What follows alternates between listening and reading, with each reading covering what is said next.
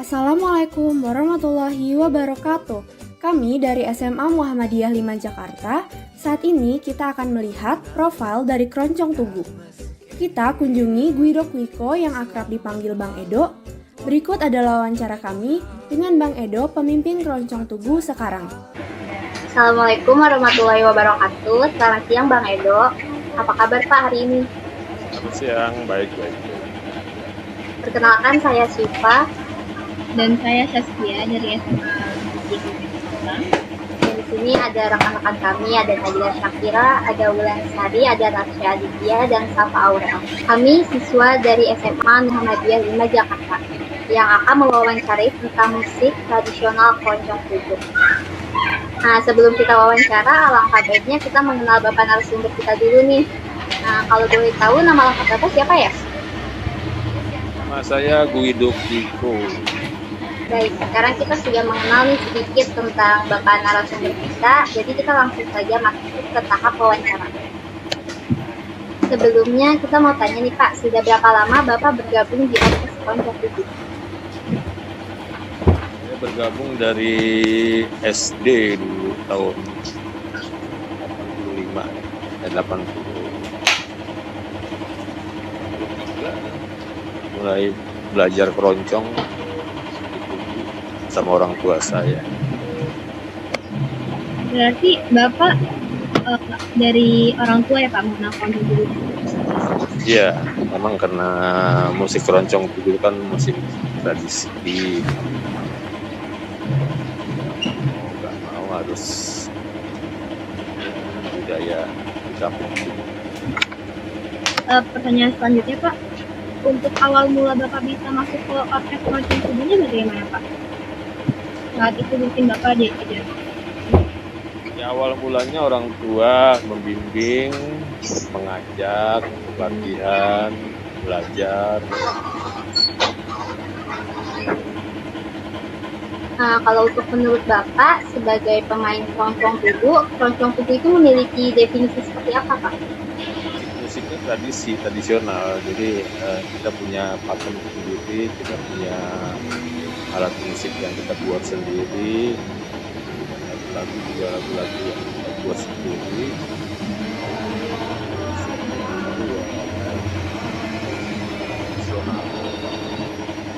Untuk siapa yang mendirikan musik Keroncong Tugu Pak? Dan pada tahun berapa Keroncong Tugu didirikan? Keroncong Tugu awal pertama kali didirikan itu tahun 1925 oleh seorang di Kampung Tugu bernama Joseph Kuiko. Joseph Kuiko berarti nama belakangnya bersama kayak Bapak ya Pak? Sama, jadi di Tugu itu ada nama farm. Sekarang masih tinggal 6 farm. Kebetulan Kuiko itu masih keluarga dari kita, karena Joseph Kuiko itu adalah om saya, kakak dari orang tua saya.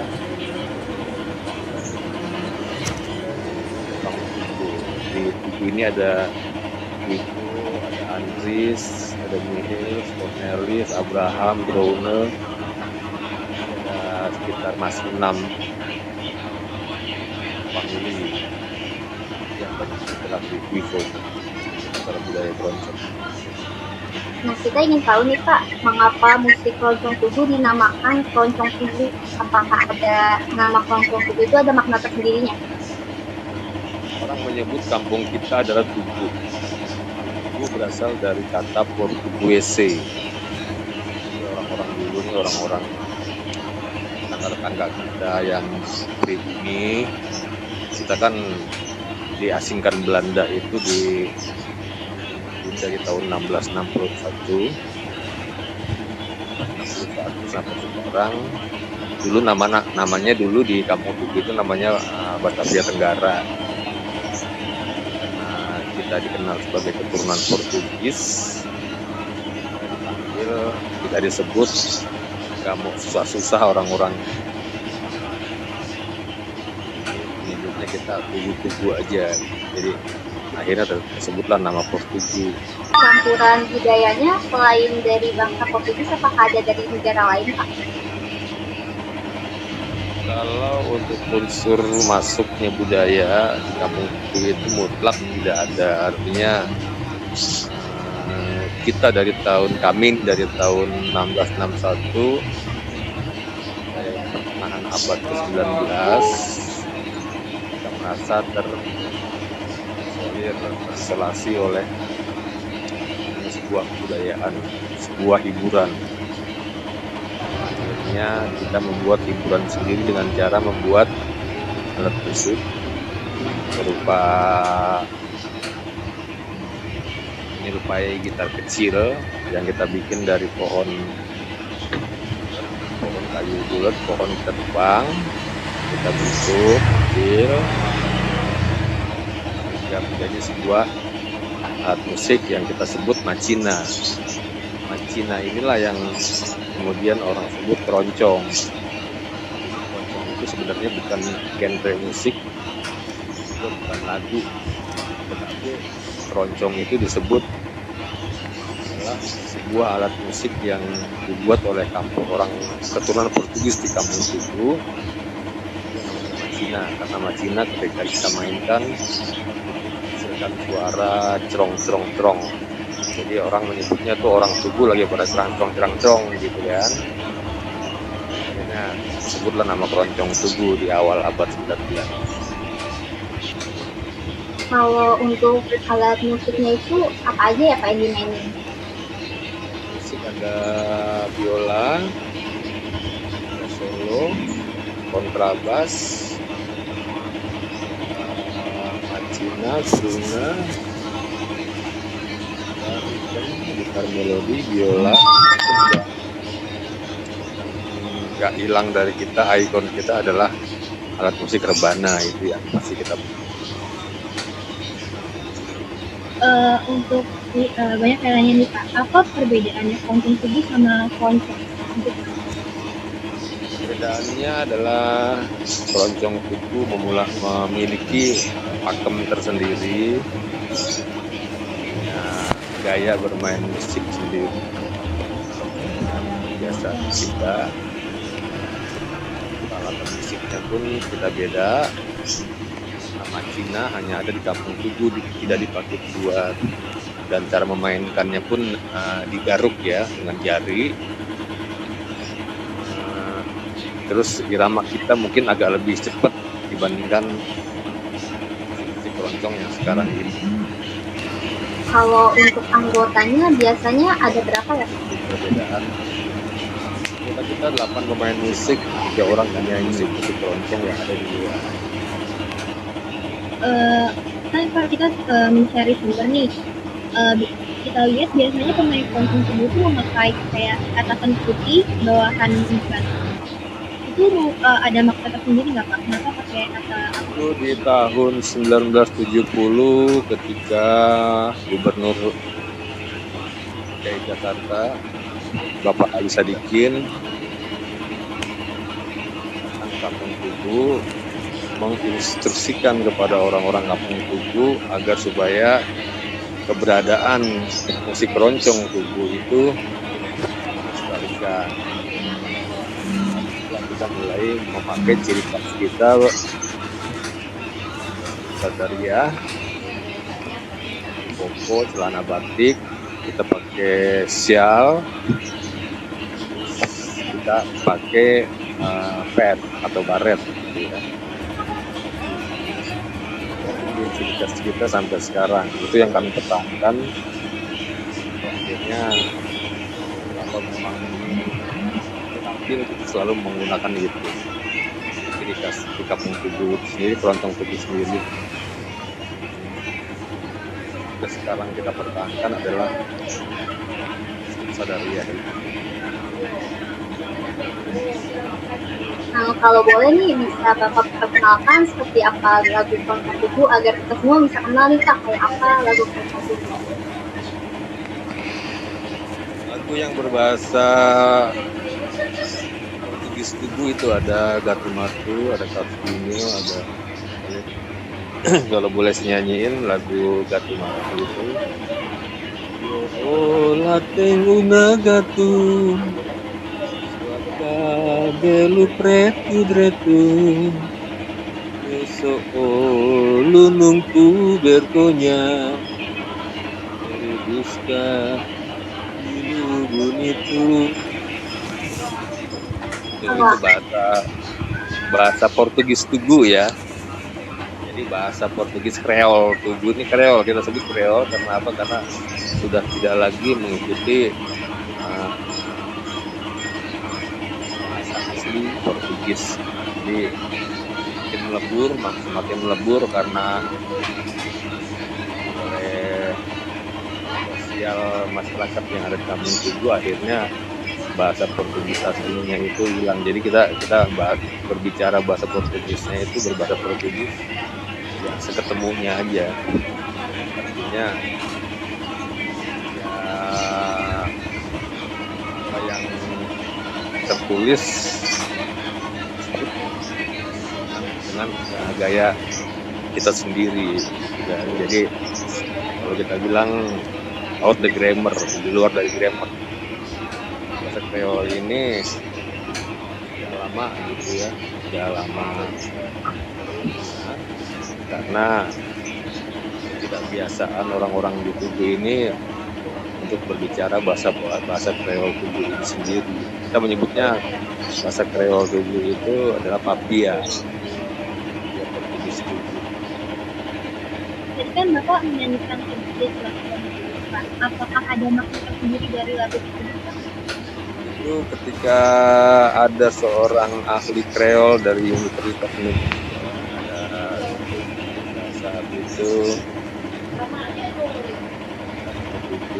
Mas Ari Budiman,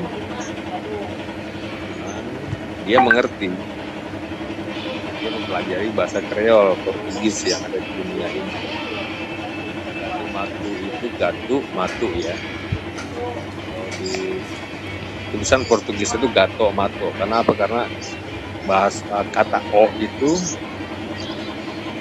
lalu orang Portugis menyebutnya U ya, kayak Portugal gitu. Mereka nggak menyebut Portugal, tapi mereka menyebutnya Portugal.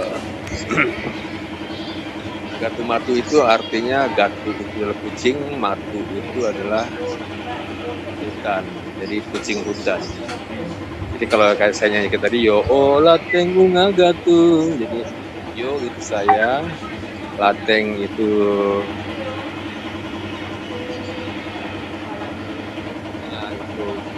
kata aslinya adalah satu,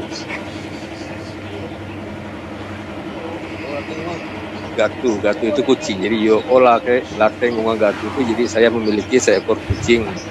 Suakabelu itu rambut, retu itu gelap. Jadi saya memiliki kucing yang bulunya itu berwarna gelap. Jadi itu yang kira-kira yang bisa saya tangkep dari ucapannya Mas Ari Budiman. Dia seorang Kreol yang pada saat tahun 2017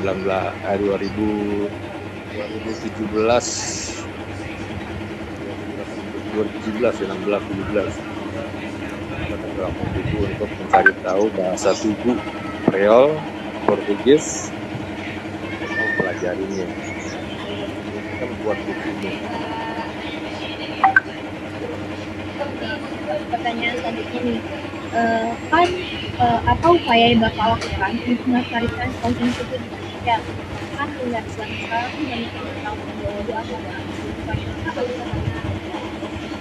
upaya saya sih karena keroncong Tugu ini adalah musik tradisi ya. Saya bilang dari pertama juga musik tradisi dan musik warisan yang telah diberikan orang tua kami di sini Kampung Tugu itu. Terus saya pertahankan sampai nanti ke anak cucu, ya tidak terpengaruh oleh aliran musik yang masuk ke Indonesia.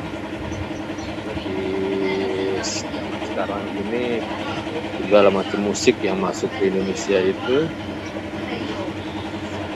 barat. Artinya orang pemain musik itu mereka lebih suka mendengarkan lagu-lagu barat dibandingkan dengan lagu tradisional yang mereka tahu. Upaya lain adalah kita mengadakan latihan yang paling Selasa malam Rebo, dari pukul 8 malam sampai jam 10 malam. Latihan itu. Sekarang kita sedang mencari lagi bibit-bibit baru yang ada di kampung itu ya. Ya, kita latih di sini. Nah itulah buat nanti masa depan keroncong kuku itu tetap lestari. Ya, anak cucu kita akan tetap jaga keaslian dan keciri khasan yang ada di kampung itu. Maaf nih Pak, boleh nggak Pak kalau Bapak mainin alat musik keroncong tubuh salah satu aja Pak, biar kita semua juga tahu gimana. Ya, sebentar, saya ambil alatnya ya. Ini namanya Matsina.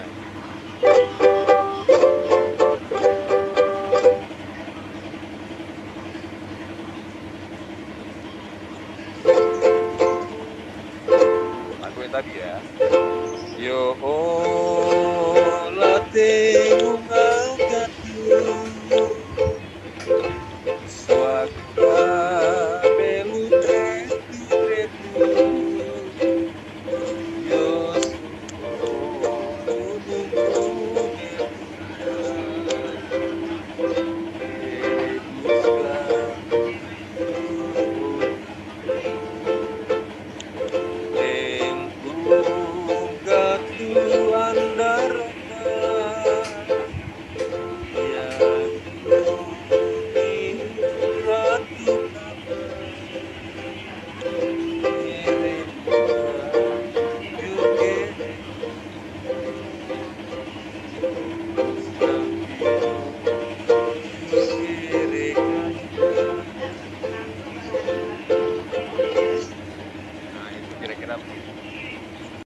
Ya, saya pikir generasi muda sekarang harus banyak belajar tentang tradisi musik atau tradisi budaya yang ada di Indonesia.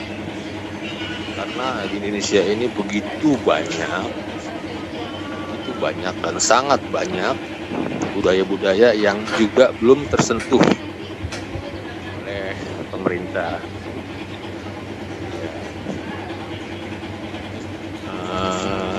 Menjadikan musik tradisional Indonesia ini menjadi sebuah kekayaan negeri sendiri dan menjadi tuan rumah negeri sendiri. Jangan kita mengikuti musik yang dari luar yang datangnya akan merusak pengembangan atau pelestarian daripada musik-musik tradisional yang ada di Indonesia. Generasi muda lah sekarang harapan bangsa Indonesia ini untuk menjadi seorang pelopor budaya, pelopor seni ada di tempat kalian masing-masing. Mulainya dari awalnya itu harus dimulai dari wilayah sendiri. Jadi jangan kamu orang Jawa mau belajar apa segala macam jauh-jauh ke Kalimantan misalnya. Di Jawa ini masih banyak juga tradisional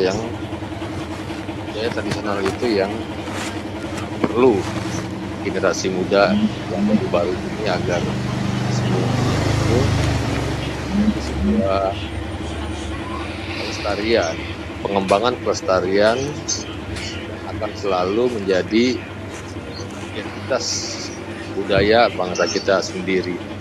Jadi begitulah mungkin yang bisa saya sampaikan. Mudah-mudahan berguna buat kalian semua dan tetap selalu mencintai budaya Indonesia. Oke, terima kasih Pak. Baik, sekian wawancara kelompok kami bersama narasumber kali ini yaitu Bapak Edo. Sebelumnya terima kasih Bapak Edo karena telah menyempatkan waktunya agar kelompok kami bisa wawancara. Mohon maaf apabila telah mengganggu waktu Bapak. Mohon maaf apabila kelompok kami memiliki kesalahan dan perkataan dan kebenaran. Saya Sita dan saya Saskia. dan rekan-rekan kami semua. Akhir kata, wassalamualaikum warahmatullahi wabarakatuh. Waalaikumsalam warahmatullahi wabarakatuh.